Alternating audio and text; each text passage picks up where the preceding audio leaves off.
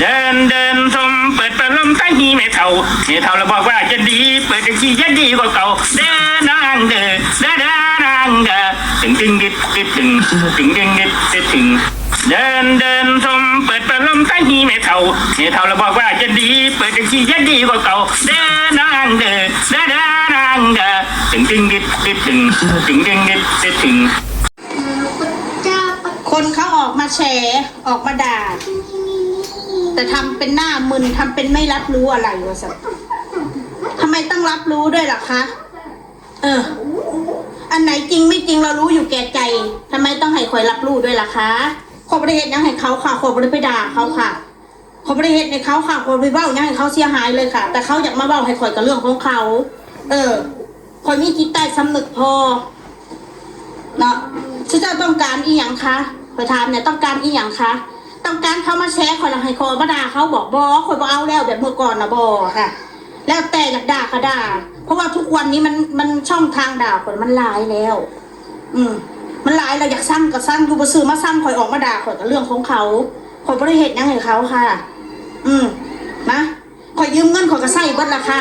แล้วก็เขาบริเคยข้างเป็นเดือนเป็นปีค่ะเลยมือเดียวค่ะชัดเจนนะบัดนี้อันว่าเบ้าใส่ไล่ใส่ไฟคอยนะเขารู้อยู่แก่ใจคอยได้ยินเบิร์ดคอยเห็นเบิร์ดแต่เขาบ่อยากเว้าเขาบ่อยากให้ข่ากันนั่นอยากด่าก็ด่าไปสิฮะออกมาลวดหาสันหาคำใดคำเร็วๆหันออกมาเว้าให้เบิร์ดเขาไม่ได้บอกยังให้เขาค่ะไปหาหลักฐานมาค่ะว่าคอยเว้ายังให้เขาปามาหลักฐานนั่นจังสิมาด่าข่อยแบบเพื่อนโอ้ยซ้ำข่อยไปเห็ดยังใส่เพิ่นนี่แล้วแต่ยังให้ข่อยออกมาเห็ดยังคะยังให้ข่อยมาด่าคนบอกแล้วแต่เพิ่นค่ะคนบ่ได้มีจิตใจสิไปอาฆาตขาดบากมารคนปานนั้นคนเฮาบ่หักกันแล้วแต่อยากเห็ดได้ก็เห็ดอยากด่าก็ด่าปากคนเฮาห้ามเขาบ่ได้อยู่แล้วเขาจะว่ายังก็เว้าโลดเขาบ่ยุ่งได้พี่น้องเขาบ่ยุ่งได้ข่อยฮู้อยู่แก่ใจว่าข่อยเห็ดยังให้เขาหรือข่อยบ่ได้เห็ดยังให้เขาข่อยฮู้อยู่แก่ใจ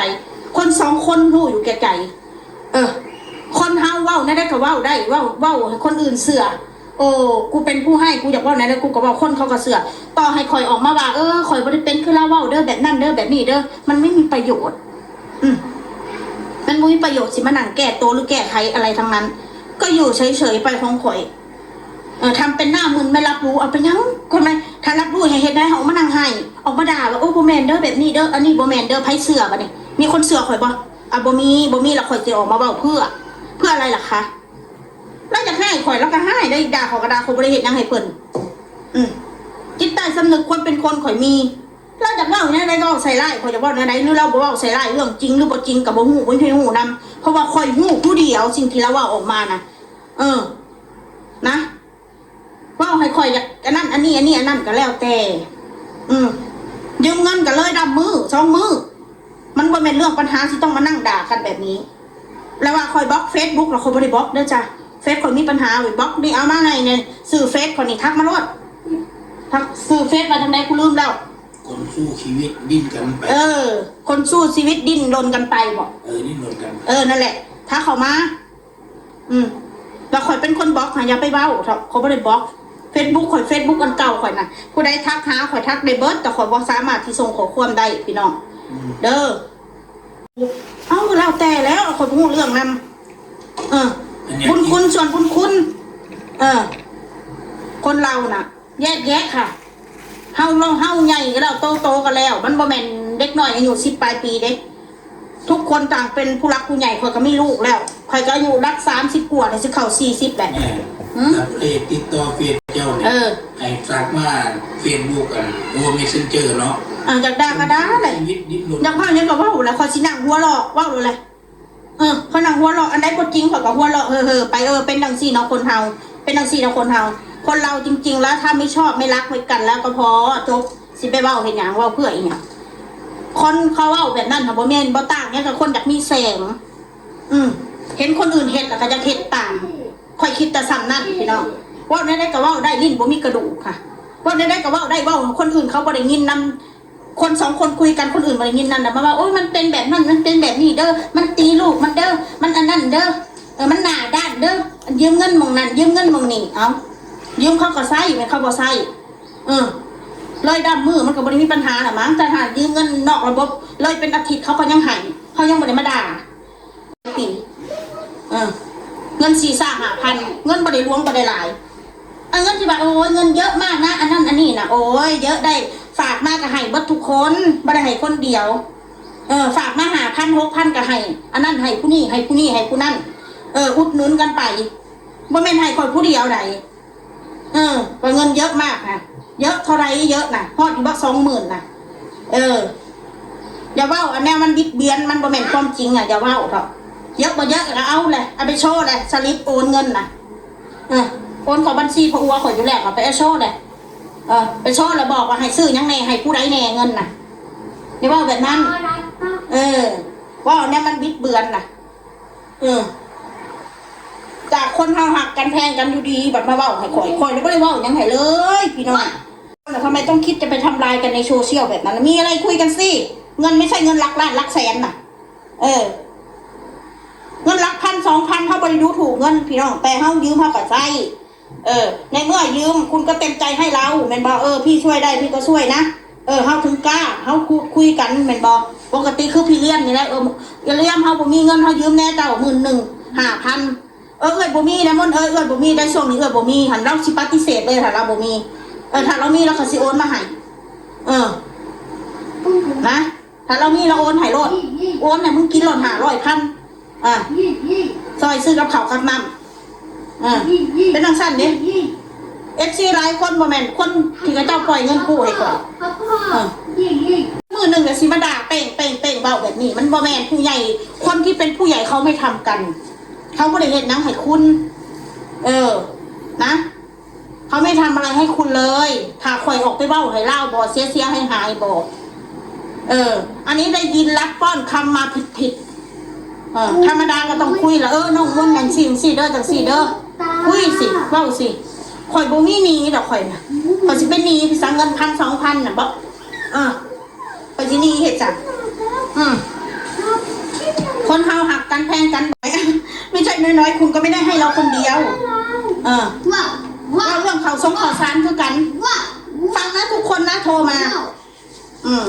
จะซื้อข้าวให้เดือนละ50 กิโลน้องมนน้องเพชรอยากกินใครอยากกินไม่น้อยพอวันอยากกินใครอยากกินบัตรสุดท้ายมาใส่บัตรบ่มีบัตรไปว่า10 โลว่าสั่นซ้ำวันนั้นไปว่าเขาขอเข่า10 โลอีกว่าไปตัวทีตัวแดนแล้วว่าไปเนี่ยมันบิดเบียนโมเมนต์แนวเลยจะว่าเถอะคนเฮาเข้าใจด้วยนะอย่าไปว่าแนวบิดเบือนคอยบอกว่าเข่า50 โลพี่ก็ต้องห่วงหรอกครอบครัวหนูบ่ได้กินเข่าคน50 โลถ้าพี่จะซื้อให้เขา50 โลมนต์น่ะบ่ได้อยากให้ผู้ใดมา1ให้กินหรอกถ้าพี่คิดว่าพี่อยากให้มนต์กินหรืออยากให้เขากินถ้าพี่ซื้อมา50 โลน่ะเอาให้มนต์จัก10 โลก็ได้ความหมายน่ะมันเป็นแนวนี้มนต์เอาแค่10 โลก็พอมนต์จะเอามานึ่งกินเองมันจำเป็นต้องให้คนอื่นมา1ให้เพราะคนอื่นบ่แม่นขี้ข่าข่อยความหมายของข่อยนั่นมันไปตีความหมายว่าข่อยไปขอเข่า10 โลบัดถ้าพี่เจตนาที่จะให้เรากินน่ะไม่ต้องมายุ่งข้าว50 โลข่อยกินบ่เบิดอยู่แล้ว50 โลเดือนครอบครัวข่อยกินเดือนละ10 โลข้าวน่ะเขาบ่ได้กินหลายปานนั้นถ้าพี่จะซัพพอร์ตเขาพี่ก็ซัพพอร์ตไปซึ่งไม่ให้เกี่ยวกับเราเลยถ้าพี่จะให้แต่เจตนาพี่อยากให้เขาถ้าพี่อยากให้เขาพี่ก็ซื้อให้เขาหมดเลยเราก็จะไม่ขอยุ่งคอยว่าพิษบอแต่เอาไปพูดบิดเบือนว่ามาขอข้าว10 โลพี่ก็เลยเสนอให้50 โลมาสักได้หรือยังเขา50 โลมั้ยได้ยังคือการที่ส่งน้องมะนาวเรียนหนังสือนี่แหละพี่น้องค่าเทอมน้องมะนาวไม่ต้องห่วงเดี๋ยวพี่จัดการให้เองค่อยไม่ได้เคยเลือกร้องนะแล้วว่าเองบัดไม่ต้องห่วงนะหลังสงกรานต์เดี๋ยวพี่จัดการให้เลยเอาน้องเข้าไปโรงเรียนข้ามประเทศไทยข่อยก็ไม่ได้หวังในพี่น้องว่าแม่นะเพราะอันนี่ผู้ใหญ่ใจดีสิอันโอนเงินค่าเทอมให้ลูกแต่จะเอาลูกไปโรงเรียนพ่อบ่มีเราบ่เอาไปมันบ่ได้เกี่ยวกันคนบ่ได้มานั่งหวังปานนั้นข่อยแค่จำบอกคนเฮาน่ะเวลาหักกันแพงกันล่ะเขาเว้าแบบนี้กับเฮาอันนี้ให้ข่อยเว้าในส่วนของข่อยเนี่ยเด้อข่อยบ่ได้เครียดได้แค่ไหนล่ะแต่เราจะออกมาด่าคนมึง10 เถื่อก็แล้วแต่ล่ะถ้าเราบ่มีเวียกมีงานเรื่องของเราว่าโลดเราหลายๆโลดข่อยก็สิเว้าขอคิดนี่คิดเดียวจิตใต้สำนึกข่อย กินวัตถุคนเงินทำเราโอนมาให้นะ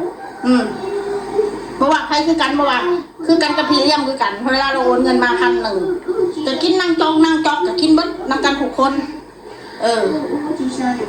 นะคือจุดประสงค์ของผู้ใหญ่ใจดีค่ะอย่างนี้โอ้ยเรื่องว่าพื้นมันกระตากคนตากคุยน้ำกันอะไรมันเล่าผู้เดียวบ่เป็นดอกว่าพื้นคนนะมันเล่าน้ำกันชวนกันเล่าอันนี้ยอมรับชวนกันเล่าน้ำกันว่าพื้นคนนะอย่าไปโทษแต่คนอย่าไปโทษแต่ข่อยว่าพื้นคนนะของนั่นนี่มันตกมือขังเดียวบ่ดังทำก็ชวนกันเล่านะพี่น้องเข้าใจคนเด้อบัดนี้เด้อข่อยเล่าเลยนะก็บริหนามึนอยู่เงียบๆคนออกมาแชร์ข่อยเล่าในส่วนของข่อยอันนี้นะจะเครียดบ่เครียดก็แล้วแต่บ่ได้ว่าคิดว่าพอเขาไม่มีผลประโยชน์แล้วก็ว่าให้เขาอย่างนั้นเนี่ยข่อยบ่เคยว่าจะไปหาหลักฐานมาหลดข่อยว่าอย่างให้เจ้าจะไปหามาเลยข่อยบ่เคยว่าอย่างให้เจ้าข่อยว่าน้ำเจ้ามีแต่ว่าคำดีๆบอกคำม่วนๆพูดจาหวานน้ำเจ้านะบ่มีคำใดว่าหยาบคายลงท้ายด้วยขาด้วยนะข่อยบ่เคยว่าจังซั่นจังซี่เห็นว่าข่อยเป็นคนปกนี่เวลาข่อยว่าน้ำผู้ใหญ่ข่อยมีมารยาทข่อยมีคำใดว่าหยาบคาย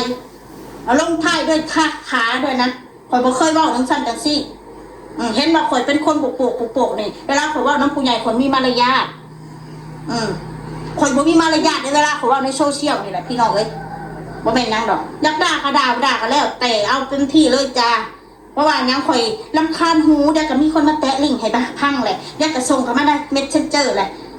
มันรำคาญหูเหมือนกันดอกข่อยอยากอยู่แต่ครอบครัวข่อยดราม่าแต่ก็ดราม่าเรื่องเกี่ยวกับการกินการอยากครอบครัวข่อยซะการอยู่การเช่าการขี้ทุกข์ขี้ยากของข่อยดราม่าไปโลดอันใดขอตอบได้ตอบขอตอบไม่ได้ขอบ่ตอบนะโอเคนะใจขอหน้าบัตรนี่ไปแล้วพี่น้องเอ้ยซัมนี่ได้อีเสียเซนซัมนี่ได้อีเสียเซนซัมนี่ได้อีเสียเซน